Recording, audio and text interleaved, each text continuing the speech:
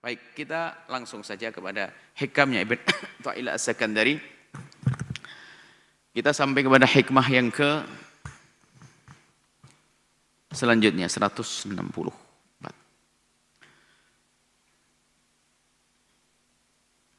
Qala Ibn Athaillah As-Sakandari rahimahullah ta'ala, nafa'ana Allahu bihi wa bi ulumihi wa bi ulumi masyayikhihi wa talamidatihi fid dharaini.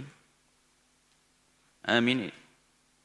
Sampai kepada Jalla, bermakna tanazzah. Jalla, maha suci Allah dari. Jalla maha suci. Hukmullah, hukmul azali, hukum Allah. Hukum Allah maknanya ketentuan Allah terhadap semua makhluknya. Ketentuan Allah terhadap semua makhluknya itu ada pada zaman azali, dari dulu dan dahulu, tidak berbatas. Hukum Allah atas dirimu yang akan menjadi ahli surga, hukum Allah atas dirimu yang akan menjadi pengusaha sukses ahli surga, hukum Allah atas dirimu yang menjadi pejabat ahli surga, hukum Allah atas dirimu menjadi ulama. Ini dari dulu, dari zaman azali sudah ada. Sebelum diri kita menuntut ilmu dengan serius. Jadi ketentuan Allah akan dirimu untuk menjadi ulama sudah ada dari zaman azali. Maksudnya sudah dahulu dan dahulu. Ketentuan Allah sudah dahulu. Dan tidak akan berubah. Selagi seorang hamba sudah dicatat oleh Allah menjadi ulama, ya tetap akan jadi ulama. Dicatat bahagia akan bahagia. Tapi itu fi ilmillah. Dahulu. Di dalam pengetahuan Allah subhanahu wa ta'ala. Kalau sudah begitu, Jalla maha suci Allah. Maha suci hukum Allah. Ayyandhafa ilal ilali. Untuk bersandar kepada illah. Sesaat illah itu disebut dengan sebutan sebab juga. Sebab dalam pembahasan qiyas nanti ala illah wal ma'lul. Sebab sama musabbab. Nah, maksudnya ini ada hubungannya dengan hikmah sebelumnya. Untuk mempertajam agar kita semakin tajam, semakin jelas di dalam memahami bahwa doa yang kita panjatkan itu adalah tujuan. Dan jangan sekali-kali menjadikan doa itu adalah sarana. Kekuatan iman kita akan menggiring seseorang sampai kepada pemahaman bahwasanya doa adalah mukhul ibadah. Dan setelah itu seorang berdoa mengatakan, di saat dia seorang memanjatkan doa, yang ia sadari adalah ini adalah hakikat makna penghambaan. Di saat aku mengadu kepada Allah, aku tampakkan, aku panjatkan, aku mengadu kepada Allah dengan segala kekuranganku. Tingkat penghambaan yang tinggi. Ini sudah tidak berpikir apakah dikabul, tidak dikabul, bukan itu. Biarpun Allah sudah menjanjikan udhuni astajib lakum, jika engkau meminta, memohon kepadaku, berdoa kepadaku, niscaya aku. Iya, itu adalah dari sisi Allah. Dari sisi kita, lakukanlah panjatan doa. Karena itu adalah ibadah. Nah, kemudian Imam Ibn Talikin mangkas bahwasanya, jangan sekali-kali kamu berkeyakinan bahwasanya gara-gara doamu, lalu kau jadi begitu. Atau gara-gara usahamu, kau begitu. Jangan.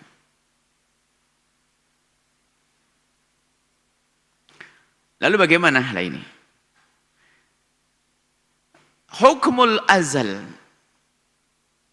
Keberadaanmu menjadi alim itu fil hukmil azali. Sudah dari dulu dan dulu tidak akan berubah. Bagaimana mungkin sesuatu yang dahulu adanya dikatakan terjadi karena sebab yang baru terjadi.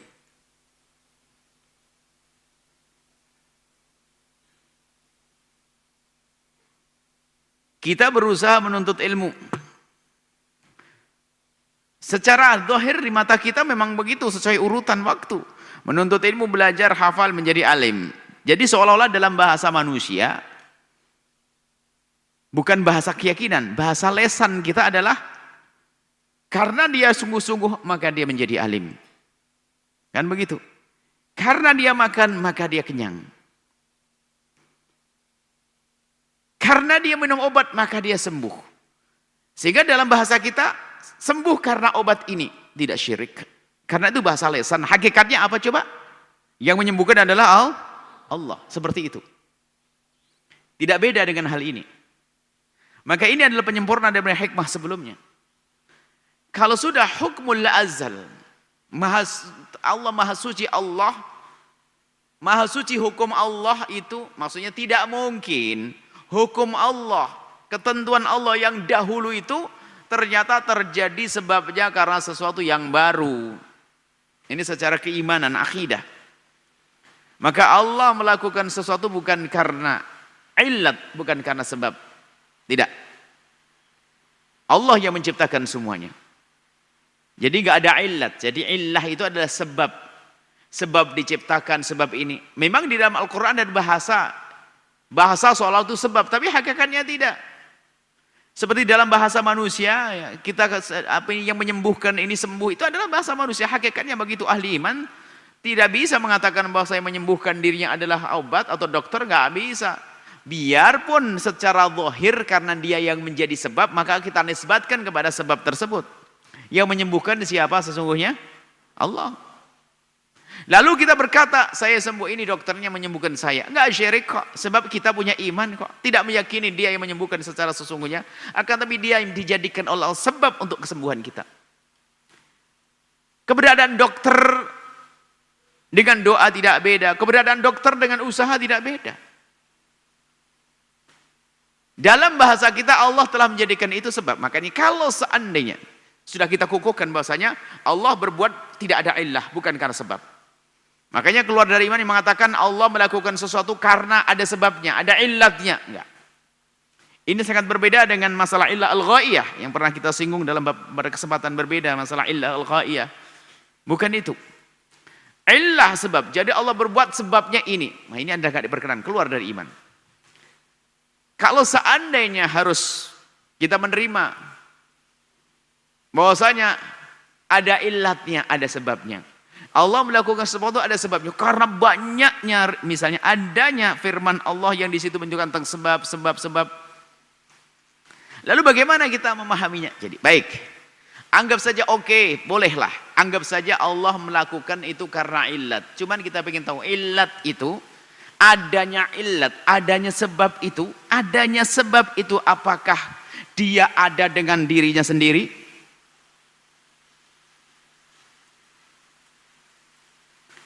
Atau adanya sebab itu diadakan oleh Allah? Atau adanya sebab itu dahulu bersama adanya Allah? Ada 3 kemungkinan. Untuk memahami tentang masalah sebab atau illah tadi. Adanya illat tersebut, illah itu dalam bahasa Arab kalau diterjemahkan menjadi sebab. Illah itu dalam bahasa Arab. Bahasa kita ya sebab. Sebab dan akibat. Enggak bisa dipisahkan, ada sebab, ada akibat, ada sebab, ada akibat. Ada illah, ada maklul, ada illah, ada maklul. Baik. Illah, baik anggap saja oke, kita ngikuti saja. Padahal sudah kita pastikan tidak. Allah berbuat tidak karena illah, enggak ada sebab. Allah yang maha kuasa, enggak boleh. Allah yang maha kuasa dan apa yang Allah kehendaki akan terwujud dan tidak ada yang menghalangi kehendak Allah. Dan Allah tidak pernah terpaksa dalam melakukan sesuatu. Maka kalau pakai illah terpaksa dong. Gara-gara doa akhirnya Allah. Artinya begini seolah-olah Allah sebenarnya tidak akan menjadikan kamu begitu cuman karena kamu doa lalu dikasih. Nah ini. Maka dalam hikmah ini yang dianggap aneh, anehnya begini. Bagaimana doamu yang kau panjatkan di jam 9 malam di malam hari ini akan menjadi sebab pengkabulan doa yang menjadikan Allah dirimu seorang alim,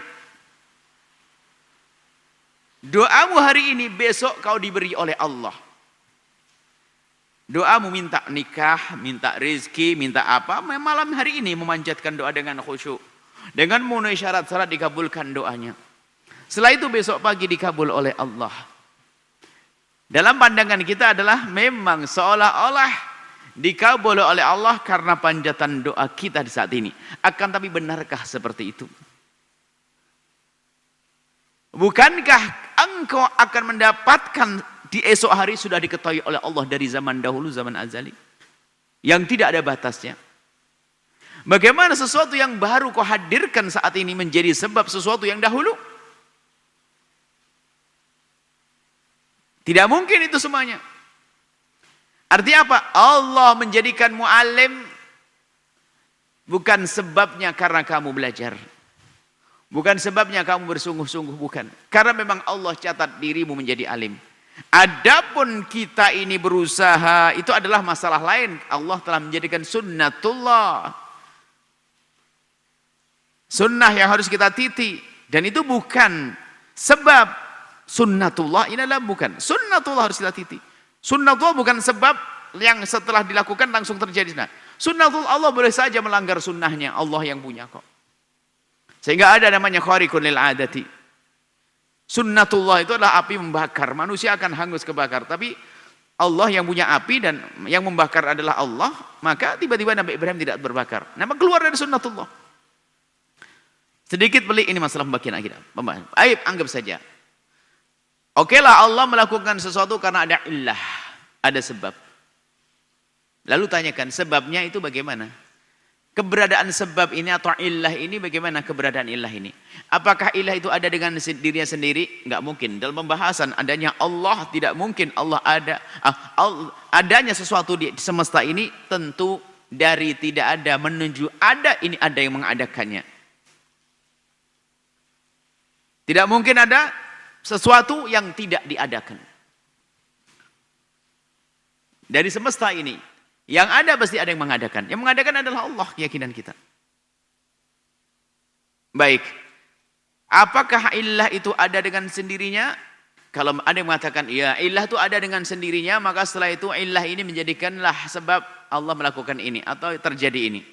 Kalau ada yang mengatakan illah terjadikan sendiri, batil. Karena apa? Tidak mungkin adanya illah kecuali ada yang mengadakannya. Baik, ini batal. Yang kedua adalah illah itu ada bersama zat Allah. Berarti illah dianggap sesuatu yang qadim. Qadimah dahulu. Dahulu, sedahulu zatnya Allah. Maka ini juga batil sebab yang maha dahulu hanya Allah yang maha tunggal. Tidak ada yang dahulu selain Allah. Maka illah sah, yang mengatakan tidak benar. Yang mengatakan ilah dahulunya bersama Allah, dengan sedahulu Allah, sedahulu ilat adalah dahulu bersama dahulunya Allah, maka ini adalah batil. Sebab yang dahulu hanya Allah saja. Tinggal satu. Ilah itu ada. Anggap saja Allah berbuat karena ilah. Tapi ilah ini yang membuat adalah Allah. Kalau yang ketiga ini, illah Allah melakukan sesuatu karena sebab dan yang menjadikan sebab adalah Allah, maka ini kembali kepada Allah, kepada makna Allah telah menjadikan sunnahnya, memberlakukan sunnah pada sesuatu. Seperti Allah menjadikan api pembakar. Seperti itu. Jadi semuanya berarti kembali kepada Allah Subhanahu wa taala. Nah ini, jadi gitu. Tapi berandai-andainya ini tidak berlaku. Ini seandainya kita anggap adanya ilah, yang benar seandainya dianggap adanya ilah, maka yang bisa diterima adalah yang terakhir. Bahwasanya ilah itu diadakan oleh Allah. Allah menjadikan api, makanya sebabnya sebab adi. Sebabnya sebab adi, kebiasaan api membakar. Dan seterusnya. Air memberikan kepuasan dan seterusnya. Tapi pada hakikatnya semua yakin dan tahu bahwasanya yang memberi itu, yang menjadikan membakar Allah. Makanya jika ada orang Ada yang meyakini bahasanya api membakar dari zatnya api itu sendiri. Dengan yakin maka keluar dari iman. Sebab yang membakar sesungguhnya adalah Allah. Baik. Kita kembali kepada pembahasan tentang hikmah. Sudah jelas artinya berandai-andai itu biarkan ini berandai-andai. Seandainya kita harus mengatakan adanya ilat. Tapi tetap ilat yang pertama, kedua tidak sah. Yang sah adalah ketiga. Maksudnya ilat diadakan oleh Allah Subhanahu Wa Taala. Dan ini tidak bertentangan dengan akidah. Sehingga Allah telah menjadikan sebab terjadi padamu. Nah, terjadinya karena Allah juga. Allah telah menjadikan sebab terjadi padamu di tahun ini engkau belajar di pondok pesantren. Kemudian Allah telah menjadikan ini semua keberhasilan itu kesungguhanmu dalam menuntut ilmu di hari ini, hari berikutnya, tahun ini, tahun berikutnya. Ini telah Allah jadikan sebab engkau alim pada 5 tahun yang akan datang. Loh, tapi yang menjadikan Allah. Berarti semuanya kembali kepada fi'lullah, pekerjaan Allah Subhanahu wa taala. Itu tidak bertentangan dengan iman. Nah, kalau begitu kembali kepada hikmah bahwa Imam Ibn Athaillah As-Sakandari ingin memungkasi hikmah-hikmah sebelumnya agar semakin mantap di saat kita memanjatkan doa bahwasanya apa yang Allah berikan kepadaku di esok hari bukan sebabnya karena doaku. Sebab pemberian Allah kepadaku di esok hari sudah dari dahulu. Bukan karena doaku yang aku panjatkan saat ini. Dan doa yang aku panjatkan ini tidak lain adalah bagian daripada rentetan hukum Allah dan ketentuan Allah. Maka dengan kesadaranku semacam ini, aku di saat berdoa kepada Allah, aku hanya mendapatkan ridho Allah. Aku hanya ingin menampakkan kepada Allah kehambaanku. Ingin menampakkan di diriku tentang kehambaanku. Jadi menampakkan diriku. Aku ingin menyadarkan diriku kalau aku adalah seorang hamba. Sudah sampai di sini. Ini adalah ikhlas dalam memanjatkan doa. Agar tidak masuk menjadi golongan orang yang menjadikan doa itu sarana. Menjadikan doa sarana seolah ada pada akhirnya di saat sudah terpenuhi, terkabul hajatnya, dia tidak memanjatkan doa lagi. Bahkan kalau sudah orang pada tingkat ini, tingkat kemuliaan, kesadaran tentang doa, bahwasanya doa adalah hakikat ibadah, doa adalah tujuan, bukan doa adalah sarana. Maka lihat, enggak pernah akan muncul keluhan bahwasanya qad da'awtuhu wa lam yastajib li. Enggak akan ngomong begitu tuh, istijal buru-buru. Aku telah berdoa, aku tidak dikabul. Enggak pernah ngomong begitu. Jadi dia menganggap panjatan doa adalah ibadah seperti melakukan sholat dan yang lainnya. Kalau sudah orang martabat semacam ini, enggak akan pernah berpikir bahasanya kalau baca surat ini nanti dapat ini, kalau ini dapat pahala ini, dapat imbalan ini, dapat rezeki ini.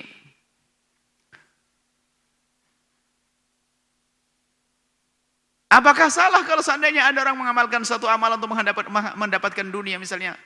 Dengar kabar salat duha banyak rezeki. Sampai doa yang dibuat pun adalah in kana rizqi sama fa anzilhu wa in kana ba'idan faqribhu misalnya. Oh, tidak sah, itu martabat orang, termasuk golongan ikhlas tapi kelas tertentu. Salat duha karena biar dapat fulus. Baca surat Al-Fatihah setelah habis asar biar enggak melarat.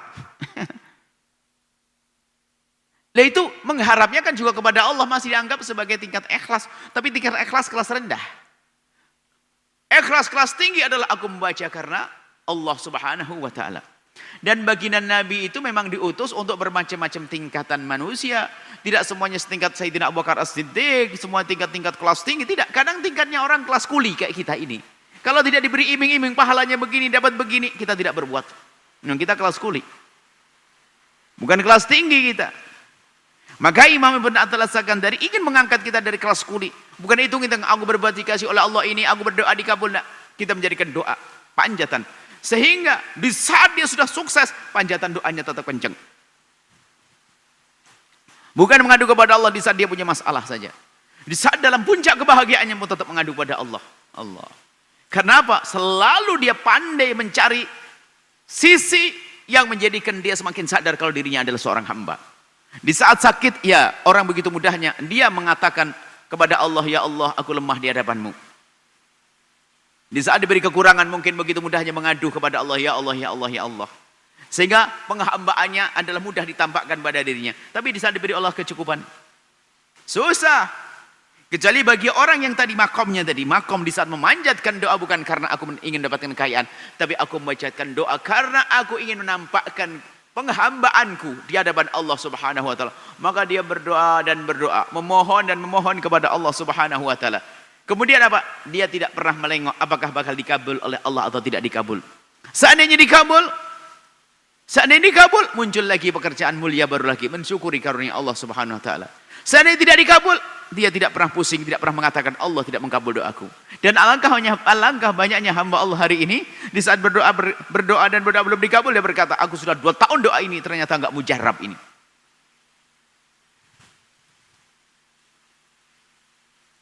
Baik.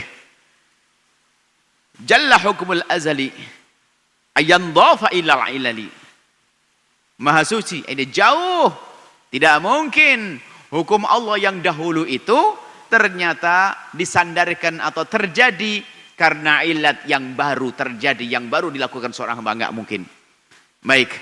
Maka gambarannya adalah yang meyakini bahwasanya yang membakar adalah Allah, bukan api membakar kertas. Yang meyakini bahwasanya yang memberikan kesembuhan adalah Allah, bukan obat. Bagi mereka kalau benar-benar mau merenung, sangat mudah memahami bahwasanya terjadinya engkau menjadi alim karena Allah menjadikanmu alim. Bukan sebabnya yang lain-lainnya, bukan. Api kertas terbakar karena Allah membakarnya, kita sembuh karena Allah menyembuhkannya. Biarpun nanti pada akhirnya di dalam bahasa lisan kita, aku minum obat ini menjadikan aku sembuh. Tapi orang ngomong begini jangan dikatakan kafir, syirik, tidak, sebab di hatinya ada keimanan. Karena sungguh-sungguh maka aku menjadi alim dalam bahasa kita, bahasa manusia. Sebab ada orang sungguh-sungguh nggak alim juga ada kok. Karena Allah tidak menghendakinya alim, maka alimnya seseorang karena Allah kehendaki. Baik, inilah yang bisa kami hadirkan pada kesempatan ini. Mari kita di dalam memohon kepada Allah, kita harus menyadari bahasa memohon, berzikir. Kan macam-macam berzikir. Ada orang membaca surat, membaca zikir biar kebal, ada atau tidak? Biar bisa ngilang. Anak santri biasanya. Santri yang ngantuk, santri pemalas dia. Biar begini jadi duit. Ya ini model-model Imam Ibn Athaillah As-Sakandari ingin menjauhkan kita dari hal-hal ini semacam itu. Jadi kita membaca doa-doa Ratibul Haddad, Wirdul Latif dan sebagainya itu karena Allah. Bukan karena hal-hal pemberian-pemberian yang ajilah, yang duniawi ini. Tapi akhirat. Cuma kan kita yakin sesuai dengan janji Allah yang Allah la yukhliful mi'ad, tidak pernah ingkar janji bahwa siapapun yang melakukan begini maka akan diberi. Allah yang maha kasih, Allah yang maha kuasa balas. Itu adalah memang keputusan Allah seperti itu. Tapi di saat kita melakukan jangan mengharap itu. Ini adalah tingkat tinggi, keikhlasan tingkat tinggi, ketulusan tingkat tinggi dalam kita beramal, sehingga dalam berbuat baik kita tidak mengharap tanpa pamrih, tidak mengharap dari Allah, tidak mengharap apapun selain Allah Subhanahu wa taala, selain ridha Allah Subhanahu wa taala. Bahkan bukan surga yang diharap. Biarpun kita diajarkan untuk kita minta surga. Karena di dalam surga itulah keridhaan Allah Subhanahu wa taala. Ini saja, semoga Allah memberikan kepada kita pemahaman yang benar. Wallahu a'lam bissawab.